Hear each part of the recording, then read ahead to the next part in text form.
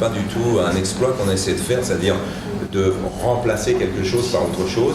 C'est une adaptation que Ariel Zeytoun qui va arriver, hein, vous allez le reconnaître, il a les cheveux gris, il est petit, il a un blouson noir. Il a voulu le faire parce que ça fait 10 ans qu'il travaille sur ce projet, parce que la véritable histoire d'Angélique, c'est celle, puisque vous avez vu le film, qu'on a tourné. C'est-à-dire que c'est une jeune fille qu'on envoie vers un homme âgé, un homme handicapé et un homme balafré, et qui n'est pas au-delà de ça très séduisant, alors qu'à l'époque on en avait fait 2 héros très séduisants.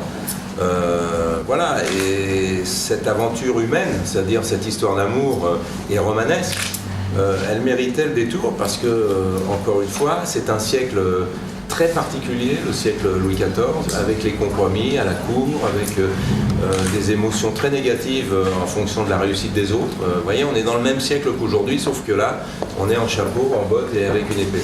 Mais c'est exactement les mêmes problèmes qu'aujourd'hui. Donc c'était un film qui me parlait, et c'est la raison pour laquelle, en tout cas moi, j'ai tout de suite dit oui à Ariel, en ayant fréquenté Ariel 20 ans avant, dans un film qui s'appelait Saxo, et avec qui j'entretiens des relations très amicales et particulières, parce que c'est vrai que c'est un caractériel parfois hyper tendu, mais moi aussi, donc on s'entend bien. Voilà. Et comment justement vous vous êtes approprié le rôle, vous l'avez construit? Ça, c'est une question, vous savez, on s'approprie les rôles en les jouant, en travaillant en amont dessus. Il fallait apprendre le texte par cœur, donc c'est 3 mois de tous les jours d'apprendre 2-3 scènes par cœur, que le texte ne vous handicape plus, qu'il soit une joie à dire et à partager avec sa partenaire ou ses partenaires. Voilà, il n'y a pas d'appréhension particulière, si ce n'est une scène assez, pour nous, complexe, parce que évidemment elle peut être choquante si elle est mal faite, c'est la scène d'initiation amoureuse.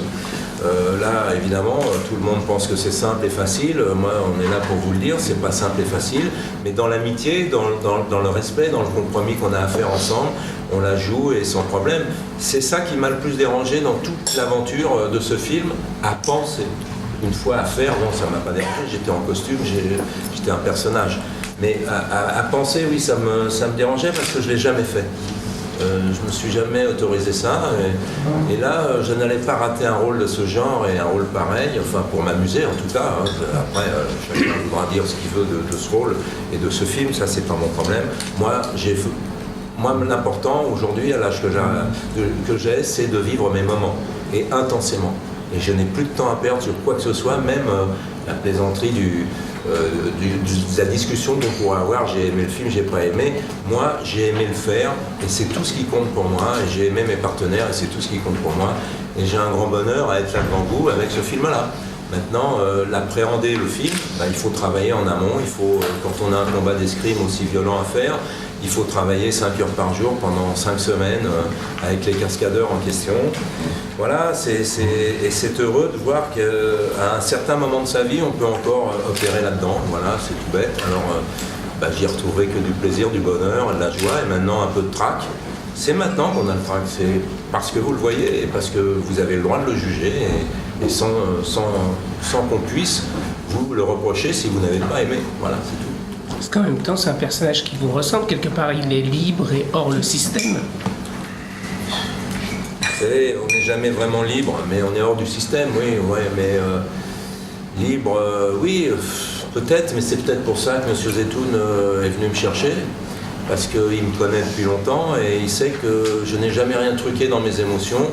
Je n'ai pas joué au rebelle, moi j'en suis un rebelle d'un système simplement, ou d'un point de vue.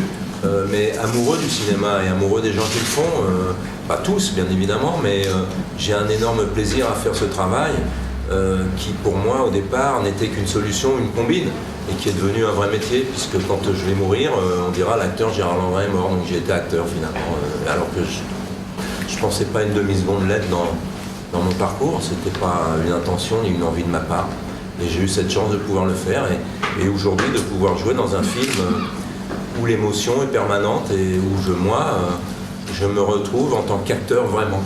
Alors que sur d'autres projets ou d'autres films, c'est un peu plus compliqué parce qu'il faut tout réécrire à sa manière. Je rectifie toujours les dialogues dans les films dans lesquels je joue. Là, j'ai absolument, pour une fois, rien eu à faire avec un stylo. Et ça, c'était bien.